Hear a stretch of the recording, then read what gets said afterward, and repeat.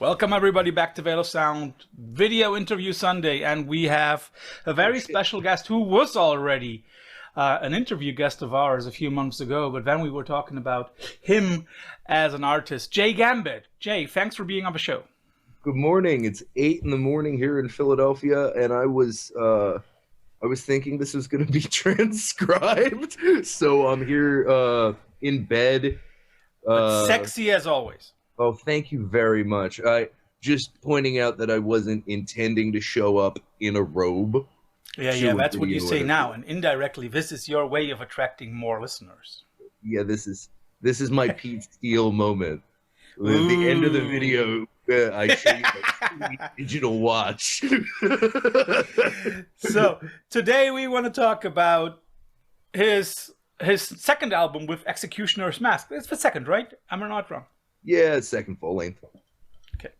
So, but first of all, I have to ask, what do you think about hibernation? Because your record is called Winterlong. So, would that be something for you? Hibernating 6 months. I think there was a period of my life where I was very anxious and very much in pain, and I ended up taking a lot of Xanax, and I would say that hibernation is, to me, when I think about hibernation, I think about those periods where I was just going to sleep for as long as I possibly could, because I was thinking, well, sleep is cheaper and easier than being awake. Sometimes in some ways it definitely is. I mean, like there is something to that, and I still believe that Xanax is the modern opium, right? Oh, opium is the modern. I mean, Oxycontin and fentanyl, and those I would believe heroin is the modern opium. But Xanax is the modern Xanax, and I'm not. It doesn't work for me. It works. It's one of those things that works far too well, and I just end up blacking out, and it's just not. It doesn't work with my system. But you know, I've learned that. But yeah, when I think about hibernation, I think about a really terrible period in my life where I was overprescribed Xanax, and I just slept for months. Overprescribed. That means they prescribed you and dosaged you higher than it should have been. Yes. They started me on 3 milligrams. And they ended you on? It almost ended me. So yeah, that would be at the point that after starting someone on 3 milligrams of Xanax, I can't remember anything, let alone how much they prescribed me at the end. Oh my God. So let's talk about something much more positive. Let's talk about the new album by Executioner's Mask. Having had the pleasure of already listening to it several times by now, I must say it's a really, first of all, crafts-wise, a really well-made record. Thank you. And music-wise, it's also a really good record because it transported me to a place and time where I didn't even listen to that kind of music. So that is awesome. Thank you. But first we have to ask, like, Executioner's Mask. I haven't found a real explanation for the name online. So who came up with that band name? Because I think it has a somewhat ambitious twang to it. There are like multiple layers to the name. It is as simple as, hey, what would be some cool band names? Oh, Executioner's Mask. Oh, I bet somebody's taken that. Nobody's taken Executioner's Mask? Shit, now I gotta start a band. And it's also interesting, on the first record we see something like a human face, right? And on this one you don't. Is there like a reason for that? Like cover-wise? No. I saw Augustine's work and I really liked it, and they were kind enough to license it to me, and that was the first record. I saw it. Finding covers is really about finding what aesthetically kind of energetically works with the music. It's less of an explicit explicit interpretation of anything as much as it is, like, for example, Pink Floyd and Yes, because Yeah. I'm just still a corny, basic, like, dad at its core. I mean, thinking of like your dad rock, but that really was what it was for me. Billion Mm-hmm. Dollar Babies, Billion Dollar Babies. Like, that's a very explicit album cover, Mm-hmm. being a big green, like, snakeskin wallet with a gold Yeah. coin on it. But at the same time, it fit the music so well, that kind of slick yet slimy, very, very much like glamorous yet almost like borderline forbidden kind of like that kind of forbidden opulence. All of that was wrapped up in that packaging, on top of kind of a semi-literal translation. And I think Mm-hmm. those are the most successful album covers. Again, like the Roger Dean Yes stuff, Yeah. where Close to the Edge. Unforgettable, right? You see those covers and you will always remember them. Yeah, and I mean, like, something as simple as the Close to the Edge cover, which is literally just that beautiful gradient and really succinct Roger Dean typography. That, like, Close to the Edge, how much more could you get in terms of just, yeah, it's minimalism, but it says so much. So to me, like, something like Close to the Edge was that cover was very influential on the decision to do Winterlong, Mm-hmm. and the Winterlong art as it is. Which I really like, but it's also very, very different, I think, in a way. In general, how did you come up with the album name itself, Winterlong? That's, I mean, like, I automatically thought of hibernation, but I guess there is more to it, right?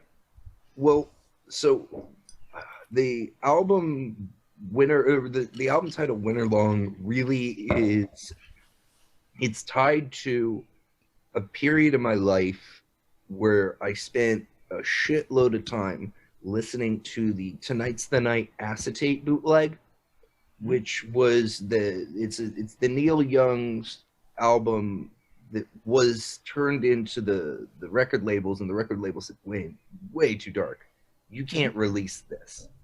It was the acetate version is floating around as a bootleg, and that was kind of chopped up for On the Beach and a couple of other things, and eventually the song Winterlong came out on the Decade compilation, and it was covered by Pixies. But I have such a relationship with the Tonight's the Night bootleg, and I guess there was always such a significance to me after the record stopped spinning, to those lines, I've waited for you Winterlong, Yeah. that whole phrase, and I guess to me it was very much a starting point of what does that mean to me. It's all illusion anyway, all that, and letting that it's all illusion anyway kind of echo out into infinity and see what bounces back. And what is the illusion, and what is that longing, that waiting for an illusion. And I think that is what hope is. It's the eternal wait for some sort of, next thing. Yeah, and it's always like, how should I say? It's like you wait for something, and at some point, I think there is also that moment when you don't even know what you're waiting for anymore, right? Exactly. Yeah, that's, to me, that was the whole thing of that's the reason it's called Winterlong. Is that also a reason why some of the songs, especially the last track, why there are some of those really longing vocals where you feel as if you are addressing someone or something of which you don't even know what it is? I mean, I appreciate that interpretation. I don't try and read too much into that as much as it is the track was more to kind of Sorry. very much an epilogue. You know, Yeah. The record to me ends the track prior. You know, but there's that it's almost meant to be kind of like echoing back to that first lines and things fall apart. Smoke fills the room, you're not there, I'm not there. Yeah. You know, and that then to kind of log of like 3 a.m. it's over. You know, you're looking at all of the messes, you're looking at all of the, you know, you're waking up and you're like, oh shit. You know, and if you've ever like woken up on the floor of a house party, you know, at like 7 a.m, and you're like, oh fuck, is this my house? I hope this is not my house, because this looks like shit. It's like, oh, do I know whose house this is? Am I gonna have to help them clean this house? You know, what am I responsible for? That to me was, you know, the transition, I guess, from that being like, you know, 17, 18-year-old kid waking up on house party floors to kind of being 30 in like a shitty studio apartment you can't afford, drinking like bumpy face gin, just trying to like drink to feel like, okay, there's a way to get through this day. It'll make the time go by a little bit faster, and then you know, it'll help me kind of get through whatever I'm going through. And then you wake up and you're still on the floor and you still feel like shit, and you realize you're still waking up on the floor of some house that's trashed, except that now it's your own, and it's not a party, it's just you. Is that also somewhat of this like Groundhog Day thing? You know, it keeps repeating and repeating and repeating, and you don't find a way out. Yeah, well, that's life. Patterns of behavior. For all our listeners and viewers, if you wake up a whole week long on several house party floors, then I think you should find somebody. Buy a record. You'll have something. Buy Execution. That is definitely buy Executioner's Mask, which is something that more people should do. In a few days it will be out, so don't worry. Next week, Friday. When we talk about the record, Jay, how must we envision the writing process for the record? Because I guess that this is one of those records which was started during the pandemic, right? It was started during the pandemic, but the sketches for the songs started even before. Christian and I have been friends forever. They helped out with some of the writing on 3, the Crowhurst record. And we have a project together called The Crinkles with Josh from Suffering Hour and Blake from Pig Destroyer. And we've been waiting like 2.5 years to just finally get bass tracks recorded and get it the fuck out there. But every time it like comes close, something great happens for one of the band members, and it's like everybody is involved, at least everybody else is involved with things that are far more important than some bullshit cross-punk project. But like, you know, Christian and I have been working on songs forever, and some of the songs on the record, the very skeletons of them just come from things that Christian's written for, you know, various different ideas that I've sprung out there. and then others are very much direct responses to things that happened during the pandemic. You know, I had spinal surgery and things like that, so there was a lot of life changes for me, and that those tonal shifts in life really reflected in the music. By the way, giving it a bad joke, I guess that spinal problems were from waking up on those party house floors all the time. But Yeah, I wish. honest question, did everything go right with your surgery? Everything fine now again? There's nothing. There's no, but it's life. You gotta just roll with the punches. I Okay. uh they removed a like 13 millimeter mass from my spine, and the problem is there is now basically like a 13 millimeter kind of yeah, pretty for what it's worth, for the discs to now slip into. So, you know, So no more stage diving for Jay. yeah, you know what? If I ever go back to Leeds University, I will not be able to repeat what I did at Damnation Festival, which I'm sure the people who are like at the front will be very happy, because the guards were like, why do you have to be that guy? There's always one at every festival, and it's you this time. But I got a good news for you. Damnation Festival moved to Manchester. Oh, wonderful! So you work as a trio, a quartet? How must we envision that? Because I found different info on the web. So is Executioner's Mask now 4 guys or 3 guys? And do you live close together so that you can work also together, or is it far distance online sharing? I don't think I've been in a band where everybody's lived in the same city for ages. It's just like, it's not, for some reason the internet makes it really hard, because I'm just like, well, why don't we throw so and so in there? They're really talented. And it's like, yeah, but they live in Milwaukee, dude. Like, I don't know, make it work. We've got the tubes that send data. Send it through the data tubes.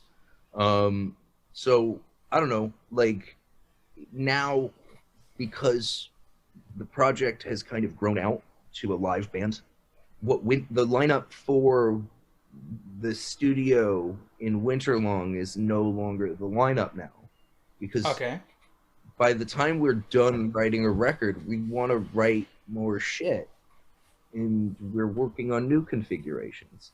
So Craig, who is our amazing guitarist, who's like kind of, their sound is the cornerstone of Executioner's Mask, they are an incredible band leader, and they've assembled kind of a dream team for a live touring band. And like Tony from Thunder Tank is in the project. It's just like a really great mix. Daniel from Monochrome Lover plays guitar.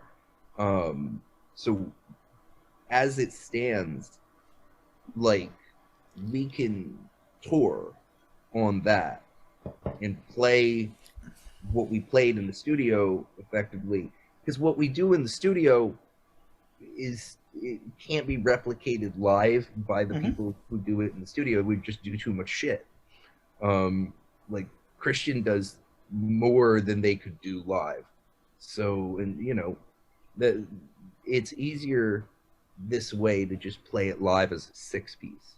But as you fall in love with your 6-piece band, then you want to like write as a 6-piece, which means that, you know, we're gonna have a very different record than Winterlong for our next record, which is wonderful. But it will still include Christian, right? Yeah, that's what I mean. It's like, we'll have Christian's is a member of the 6-piece live band. Yeah, that's what I'm saying. Is like, you know, now it's not just dudes in the studio, it's the dudes in the studio plus our live members, who are now going to become dudes in the studio as well. Don't be careful not to write music for 8 people next time. At that point, I'm gonna need some sort of like federal grant to keep making music. Probably.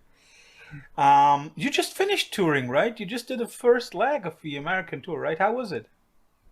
Oh, we loved it. We loved it. I haven't been on tour since those Damnation shows. It was like Damnation and playing with Dragon of Sunlight on the what's it called? They did some Terminal Aggressor 2. It was Terminal Aggressor 2 live. So I did the noise parts that I did on the record live, and then World went. So I hadn't been on stage, and I mean, this project wasn't a live band when the world shut down, so I was not expecting to be on stage for a long time. So this was just a total thrill, and we got to be joined by Expander, who are as wonderful people as they are musicians, which is saying something considering that they're so fucking good at what they do, you know. So, I mean, I couldn't be more happy with how that turned out. Okay. And you will have some more live shows in July, I think, right? Yeah, we're going on the road with Wake for like 2 shows in Canada. They invited us to play their record release show, and I was like, yes! And then we got offered a position, like a date at Vitus, the same day for our release show. So I had to be like, I'm so sorry. There's like, we have to do our own release show. But we'll meet you in Canada the next day. I was like, I would never cancel unless it was a good reason. Except that this one was, we gotta do our own, which they were totally cool. So and for all those people in the US and Canada, look out for those shows, right? So yeah, I can imagine. Also with Wake, a very good package, I think, in a way.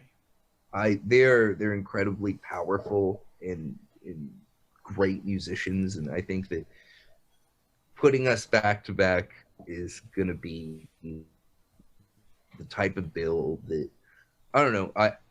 To me, the merit of being still on a metal label instead of a post-punk label, or I mean, and to be fair, pigeonholing Profound Lore as like a metal label seems unfair. An extreme music label instead of an indie label or something like that. It allows us to kind of play with that diversity a little bit more than I think we would have the comfort to do if we were just working within the indie rock spectrum. So I am not always a big fan of seeing 2 of the same type of band live, and that works totally to my detriment, because it's like you catch more of an audience if you just curate a show Definitely with a number of bands that sound similar, who are really good at what they do, and that there's total merit to that. But I would rather a lineup be a Whitman sampler of different really cool ideas. So this kind of allows us to go, okay, we're going to be the post-punk band who gets to play with, like, you know, a grindcore band or a death metal band or like some sludge stuff. And then, you know, at the same time, we can then slide back into like a post-punk tour or a shoegaze tour.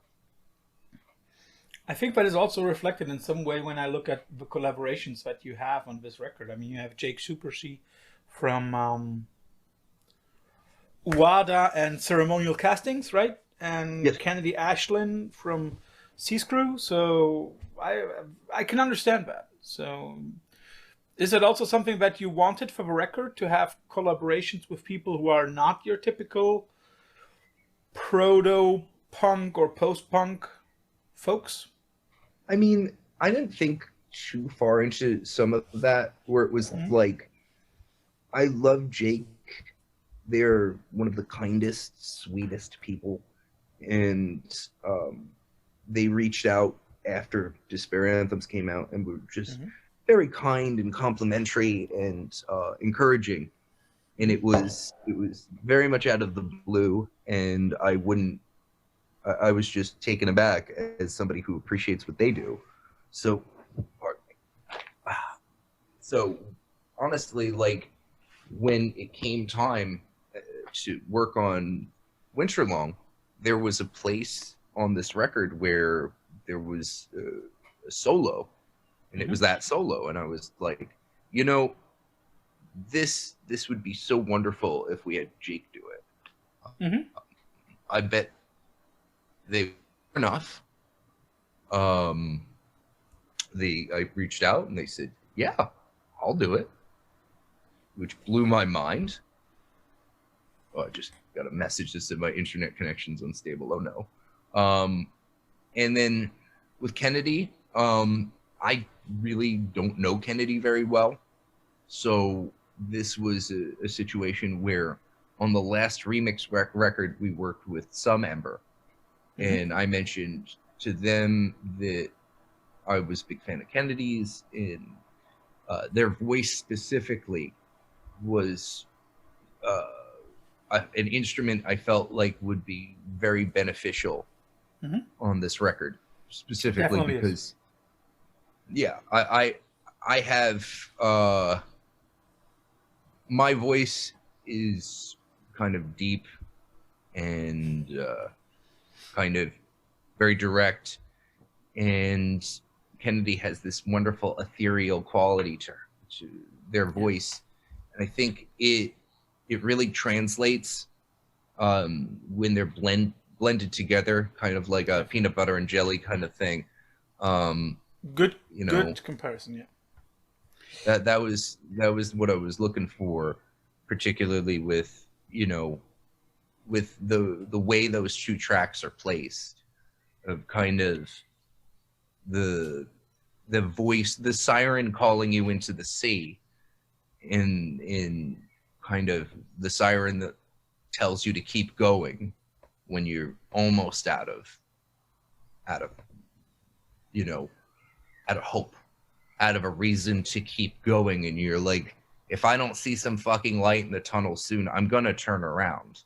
And then you see it again, you hear it again. That to me was, I was like, that's Kennedy's voice in the context of this record.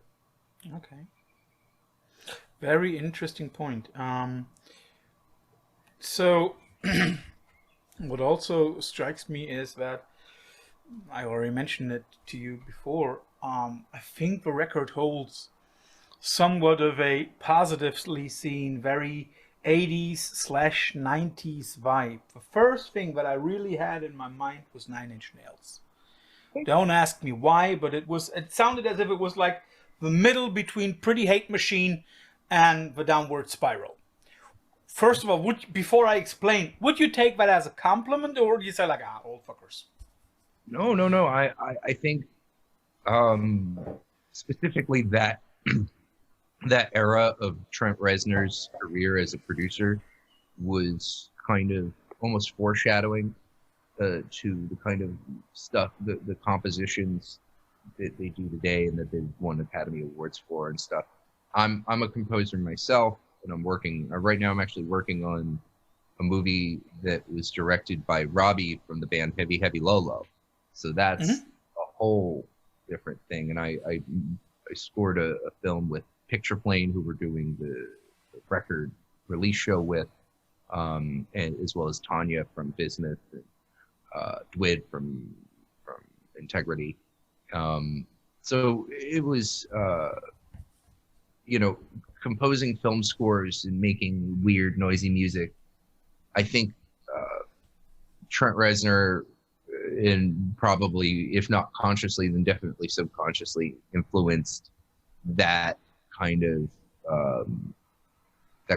attention to making a record an experience that comes with all those early Nine Inch Nails albums. The Fragile, and, you know, my favorite Nine Inch Nails album now is very different than from my favorite Nine Inch Nails album, like as a kid. Now it's Year Zero. Okay. You know, which is just, it's this incredible concept record that's super, super deep, but it's also just like weird, almost non Nine Inch Nailsy, like aggressive dance bangers. I love it because it's just as cryptic as The Fragile without being nearly as overt. So yeah, I take it as a compliment. Cool. And now to explain it, to me, Nine Inch Nails was always more than that surface level where you have like slogans like "I want to fuck you," like you know what I mean. To me, it was always a lot more, and there is something else, or there is something that is also to Executioner's Mask. It's more than the post-punk on the level. It's both bands have a lot of industrial, a lot of shoegaze, a lot of post-punk. Are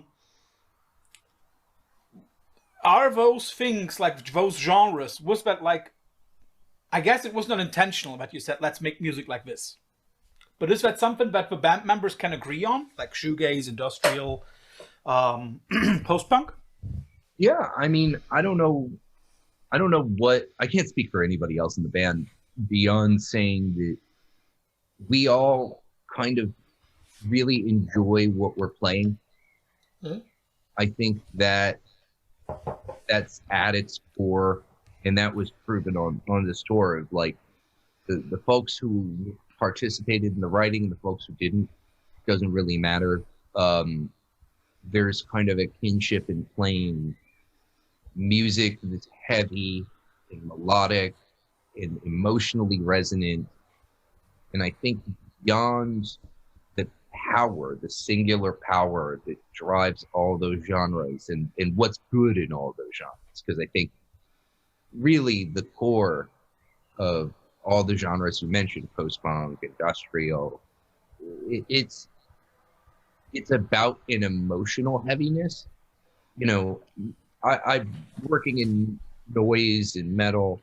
There is a real there's a real emphasis in certain elements on aesthetics, and there's an element on aggression. And I think in post-punk, the element is really on being emotionally and sonically resonant. And I think that is always where the core of my music has kind of been centered around being emotionally and tonally resonant. Because I'm not a big tough dude. I don't like, you know, I love pro fighting and stuff, and I watch lots of boxing, but like I just had spinal surgery. Like I'm not fighting anyone. I live in Philly, but like, yeah, if somebody wanted to take me down, I'm going down. You know, certainly not Tyson in my prime, but that's fine. You know, I think post-punk is about just kind of getting across something different. So I think everybody in the band has that joy in playing something that's emotionally and sonically powerful. So when we all walk off stage, we feel that both the joy of playing and the catharsis of playing. I also think that something that reflects in post-punk and also reflects in your music is a certain level of darkness. My little daughter just an hour ago came in and she's like, "He sounds like From the Grave." And I was like, yeah, that's his voice. And she was like, "Why is he so scary?" And I was like, that's what he sounds like. And then I just told her, "Okay, honey, here's my phone. Go downstairs." And I gave her Closer from the Joy Division to listen to. And she's still down there and listening to it because I know that, because she just sent me a text like, "Daddy, it's scary, but I like it." That's awesome. That's and I awesome. think that level of that darkness, but not, it doesn't drive you mad. It's just dark for your own sake, as you just said, catharsis, your own catharsis. But it doesn't overwhelm you. And I think that is something that a lot of post-punk bands had and still have. And also that's something that Executioner's Mask does really, really well. Thank and you. now it's funny to me that... You go. Oh, go ahead. I didn't mean to... No, you go first. Oh, I was just going to say, yeah, it's funny that your daughter was listening to Executioner's Mask and being like, this is scary. Because it's like, for the first time, I felt like I was making music. Like, it's not like the Northern Tongues collab. I'm not trying to give people fucking nightmares. It's like, here's 9. Me making an album that I know. It's just, and I'm not blaming her. It's just one of those things where perception is everything. Because Definitely. From my perception, I'm like, here's me trying to do my best, like Robert Smith making Disintegration, this kind of like really deep romantic record. And, you know, that's just all in your head when you're an artist and you're just like trying to like, yeah, man, people are going to see this.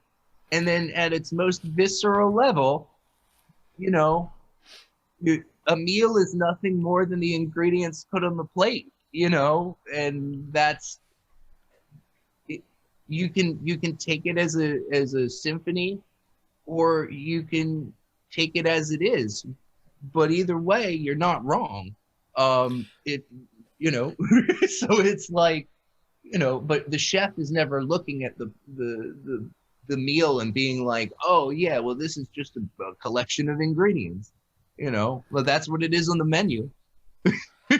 They can't, you know, on the menu, that's exactly what the fuck it is. Definitely. So, you just mentioned The Cure, and I wanna, that struck something in my head. Something that I liked about The Cure is that at some point you could still dance to the stuff. In weird ways, in bad shapes, but you could dance to it. And I would also say one can dance to Winterlong.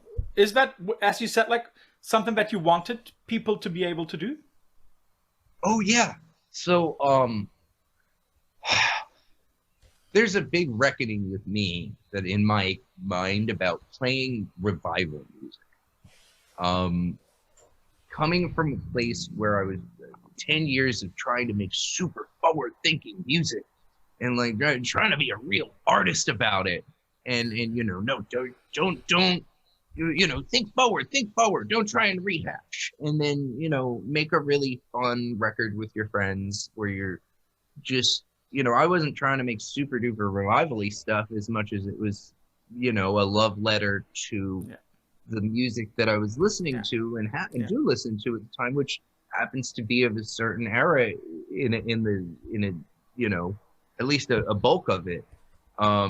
So coming from that and getting a really positive response from taking that direction, it was almost like reverse engineering, where I wanted to come at Winterlong by really elements from that I enjoyed and that other people enjoyed, while kind of drifting away from the elements that I felt would be redundant to revisit.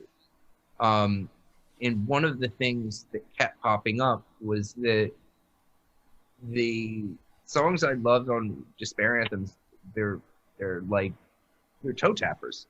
You know, No Funeral isn't the most technically complex song. It's not a, you know, the drums are not like the drums on Contempt or any of the kind of more kind of wacky stuff we did on Winterlong, but it, you know, they're just there's that hooks to it that would make those songs just as danceable as they are listenable on a turntable alone. So I think that that was an element that was really important to retain in Winterlong. But I think that just just as like I pointed out, like subconsciously I felt like the need to be like, yeah, well the new ones have different stuff in them, and I think that that was really it. It was like, okay, cool, we got our bedrock now, which is like everybody in the band is super talented, and we're able to come up with these, or those dudes are able to come up with these incredible melodies and stuff. So it's like okay, now where's the seasoning? And the seasoning is all that other shit that makes up Winterlong, the wacky time signatures and the interesting tonal shifts, and Kennedy and Jake, and 3 full albums of remixes. That is something in what you just said that reminds me. I've always also, when listening to your record, I also tried to place it somewhere within your vast oeuvre, because it's huge and lots of stuff to take in. And I found something that I think is a connection to a lot of the other stuff that you did, and that you did on, or that was done on Winterlong. On Winterlong, you have those, as you said, wacky time signatures. You have that driving post-punk bass, which is, of course, necessary to make people dance. And then in between, there are always like harsh noises or shrill elements that we also hear in some of your other stuff, in Crowhurst, in other collaborations. Is that something that is just simply Jay? Yeah.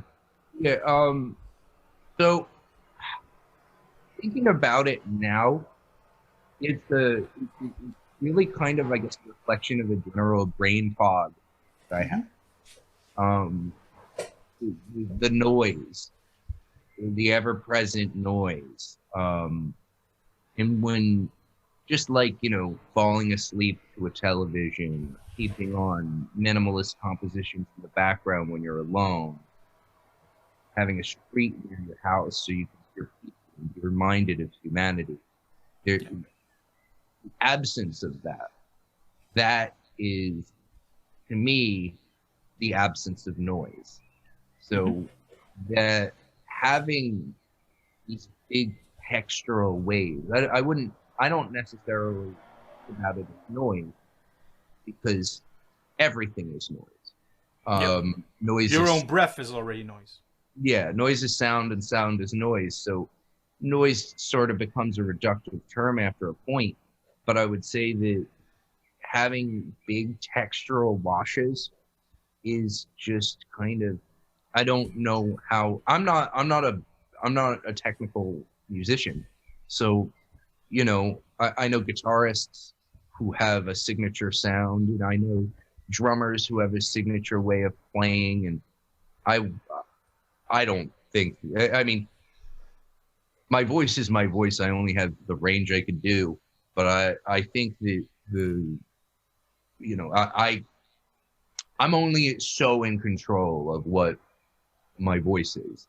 But I think what is conscious, that I would say, is the thing that I focus on, that would be my instrument, is that is the placement of those textures and those sounds, and not necessarily even always what's going on in between the songs, which is very explicit, but what's going on during the songs that you're not really consciously paying attention to, is making sure the things fill out sonically in the right way.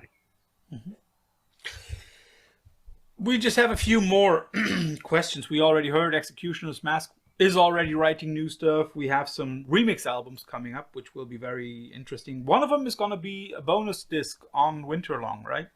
Yeah. Everybody ordered the CD is going to get the first remix album, and it's got remixes for members of Shoo Shoo, Death Heaven, Full of Hell, Be Armed. I mean, this was good list.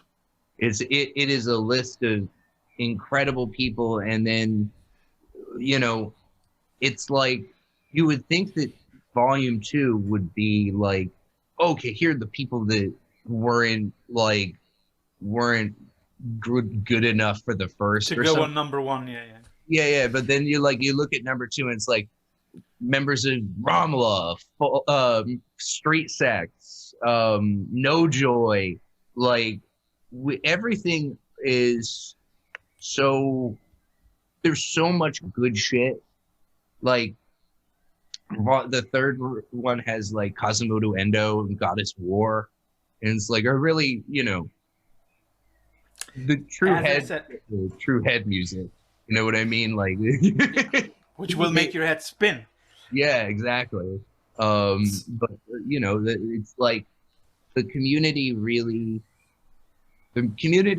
came out for this one, and having made a lot of records before, where the LP itself is the record that everybody works on, coming out on the back end and saying, all right, the LP is done. This is, what the band's vision is. And let's see what the community kind of interpretation of what the band's vision is, as opposed to inviting the community to become the band. It's a different perspective, but it's equally fulfilling, and it's fun to.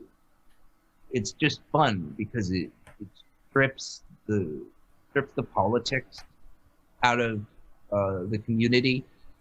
It's the most direct. You don't need to deal with record labels. There's no.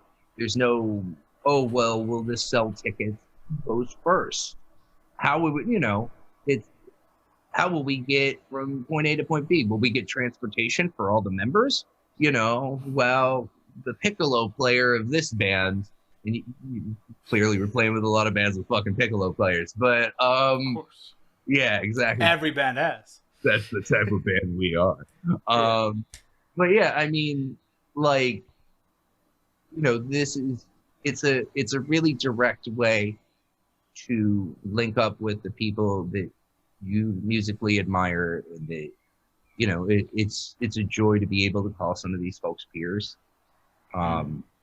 So it's like, it's great. That's what it's all about to me. That's what community is all about, and that's what the joy of this whole internet thing is about, tying back into that first question of having people in the same room together. It's like, yeah, I could deal with the limitations of $5.25 gas, or I can use them data tubes. Yeah, that's true. So let's come to our infamous quickfire questions, which Jay, of course, has no idea what I'm going to ask him. You get two alternatives and you have to choose. Maybe give a short explanation, but otherwise, let's just go for it. Bauhaus versus Joy Division. Joy Division. Pink Floyd. Yeah, you first. Oh, I was gonna say, gotta love the bootlegs. Pink Floyd versus Yes. Floyd. Studio 54 versus CBGBs. I know both don't exist anymore, but if you could have chosen one back in the day, in the 80s, which one would you have chosen? Studio 54 or CBGBs? Studio 54, I feel like the drugs were better. And I mean, my dad did the merchandising for CBGBs. I learned all about Hilly's Chili as a kid. My mom went to Studio 54 in the 70s. I learned all about the coke at Studio 54 and the fucking rooms and all that. I'm gonna choose the one with the lots of sex and drugs, as opposed to the one where I can, I would feel like I'd have to play. Yeah, and I also cannot imagine having sex in the toilet at CBGBs. No. If you're fucking, I can't even imagine. That would be too punk for me. That's too punk. Integrity versus Ringworm. Ooh. Integrity, because members of Ringworm play in Integrity sometimes, so it's kind of like saying both. For the film buff, The Matrix versus Fight Club. Matrix. Matrix support. Closer or Head Like a Hole? Closer because of the story behind it. Mm-hmm. The Pixies versus Sunny Day Real Estate. Oh, Pixies. Pixies. The Pixies. That didn't even take. Is this way? Hand on buzzer. For your next vacation, the seaside or the mountains? The seaside. I like seafood. And now to some a little bit offbeat. For partying, AC/DC or Van Halen? Van Halen. Might as well jump, baby. Well, that's a typically American answer. And now for the Philly hat, The Wire or Cold Case? Oh, Wire. The Wire. I would have said the same. So, Jay, thanks for taking your time. And for everybody else out there, Friday, 17th, go and listen to Winterlong by Executioner's Mask. Thank you so much for having us. This is for me. Fuck it, man. Thank you so much for having me. This has been awesome. And there's no way I'd rather spend my morning. So, and now you can also untie the bathrobe when we're done. I'm going to show you my sweet digital watch. Yeah. All right. I'll catch you later.